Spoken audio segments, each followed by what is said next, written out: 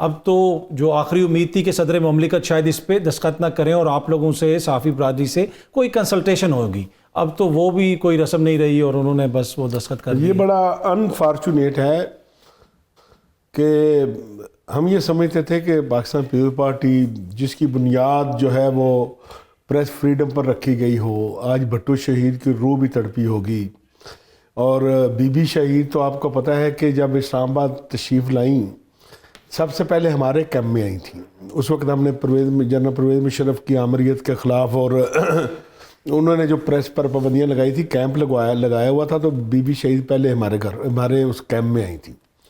और फिर उन्होंने प्लज किया था कि भाई हम आपके साथ उसी तरह खड़े हैं जिस तरह 70 में खड़े थे। और हम बार बार सदर ममलकत को रिक्वेस्ट कर रहे थे कि भाई आप जॉइंट एक्शन कमेटी को सुने, हम आपको 3-4 चीज़ें बताएंगे कि एक तो इस जो तरमीम है इनमें कौन कौन सी तरमीम जो है वो आईने पाकिस्तान से मुतसादम है, ठीक, कौन सी तरमीम जो है वो प्रेस फ्रीडम से मुतसादम है, इंसानी हकूक़ से मुतसादम है, कौन सी ऐसी तरमीम है जो पाकिस्तान पीपल्स पार्टी के अपने इंतखाबी मंशूर से मुतसादम है, और कौन सी तरमीम है जिस पर बीबी शहीद हमारे साथ खड़ी थी। चलो बात ना मानना एक जो कम से कम कंसल्ट तो करते हैं ना, तो मतलब कम से कम आप सुन लेते। और फिर आपने अभी 1 महीना पहले एक मेल वापस भेजा है मदारस वाला, बिल्कुल।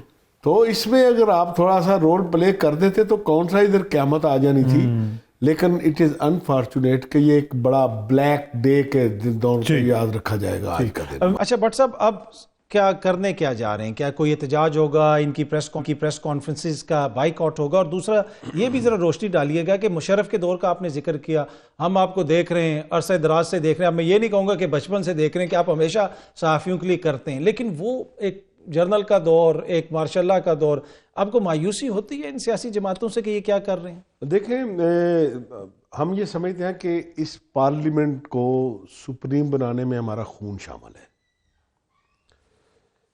कि हमारा डे 1 से PFJ समझते हैं कि पाकिस्तान का एक ही सुप्रीम अदारा है जिसको आइन ने सुप्रीम बनाया है, वो है पार्लियामेंट।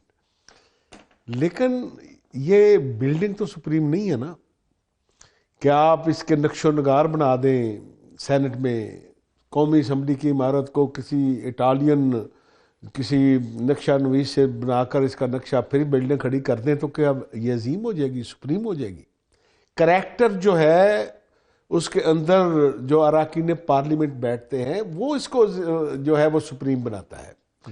लेकिन आज आप देखें, मैं सिर्फ एक मिसाल आपको देता हूं कि कम से कम चलो हमारी बात नहीं सुननी थी, अपने ही फैसले देख लेते कि जब 2016 में तो पीका आया, इसमें जहर की आधी बोतल डाल के इसको मजीद जहरीला बनाया इमरान खान ने, PTI की हुकूमत ने, PTI ने, ठीक है, और जिसके खिलाफ हम इस्लामाबाद हाई कोर्ट चले गए।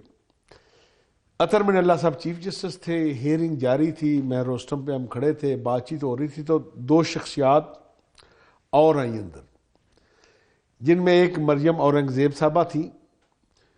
उनसे मुखातब किया चीफ जस्टिस साहब ने कि जी आप किधर? उन्होंने कहा जनाब चीफ जस्टिस साहब, ये जो पीका काला कानून है जिसके खिलाफ पिटीशन की आप हेयरिंग कर रही हैं, इसमें मुस्लिम लीग नून ने पार्टी बनने का फैसला किया है ताकि इस पीका जो है इसके खात्मे में हमारा भी जो है वो हिस्सा डल जाए। दूसरी तरफ से फरहतुल्लाह बाबर साहब आए, उनके हाथ में भी पिटीशन थी। उन्होंने कहा जी पाकिस्तान पीपल्स पार्टी ने ये फैसला किया है कि हम इस पीका के खिलाफ जो पिटीशन चल रही है इसमें पार्टी बनेंगे, और ताकि हमारा भी मौक़िफ़ है कि इस काले कानून को ख़त्म होना चाहिए। तो चीफ जस्टिस मिर्ला साहब ने कहा कि देखिए PFJ, civil society, human right activist तो आ सकते हैं, आप दोनों पार्लियामेंट्री पार्टीज पे हैं, आप जाएं और पार्लियामेंट के अंदर जाके अपना रोल प्ले करें। और क्या रोल प्ले किया है फिर इन्होंने जब मौका मिला है कि पहले इमरान खान ने जो आधी बोतल बचा के रखी थी उन्होंने वो भी पूरी डाल दी इसमें जहरीली, ताकि इसमें अगर कोई थोड़ा बहुत कोई बचत का चांस था भी वो भी नहीं, तो वो भी खत्म हो जाए। अब फिर लाएमल क्या, अब करेंगे क्या साहब? देखें, पहले तो हमें सदर ममलकत से बड़ी उम्मीद थी, अनफॉर्चुनेटली अब वो फोरम तो गया। अब हमारे पास 2 रास्ते हैं। एक रास्ते पे हम कल से निकल चुके हैं, वो है प्रेस फ्रीडम मूवमेंट। मुजाहरा नहीं, मूवमेंट। वही मूवमेंट जो जनरल परवेज मुशर्रफ के खिलाफ चली थी, वही मूवमेंट जो जनरल ज़िया-उल हक के खिलाफ चली थी। ये लंबी नीज होगी। हो सकता है हम गिरफ्तार भी हों, जेलों में भी जाएं, उस वक्त कोड़े लगते थे, अब कोई और रिजल्ट सामने आए।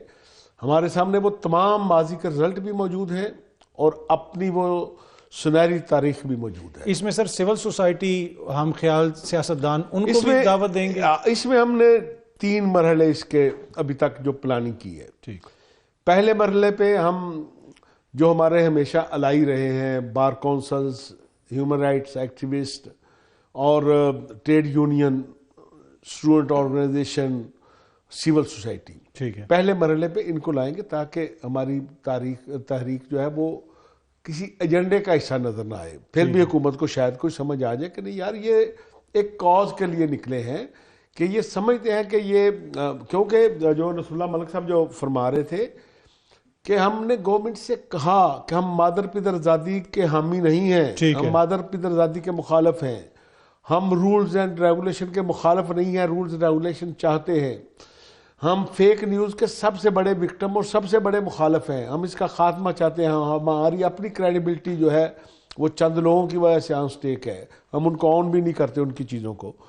तो इन सारी चीज़ों को देखते हुए जब हम अब आगे बढ़ेंगे तो अब हम जब पूरी सिविल सोसाइटी हमारे साथ होगी तो हम फिर गवर्नमेंट से बताएंगे कि ना तो आज तक पीएफजे का ये एजेंडा रहा है कि किसी हुक्मरान को कुर्सी से उतारना है, ना किसी को बैठाने के लिए हमने अपने कंधे पेश किए हैं, हमारा अपना एक काज है। फिर अगर गवर्नमेंट नहीं मानती तो फिर हमारे पास आखिरी ऑप्शन वो होगा कि तमाम पॉलिटिकल पार्टीज को बुलाएंगे, ठीक है, ठीक है, उनके सामने एजेंडा रखेंगे और जो पॉलिटिकल पार्टी हमारे साथ आना चाहिए आएगी। इस दौरान हमारी डे टू डे एक्टिविटी चलेगी, ये नहीं होगा कि हम सो जाएंगे और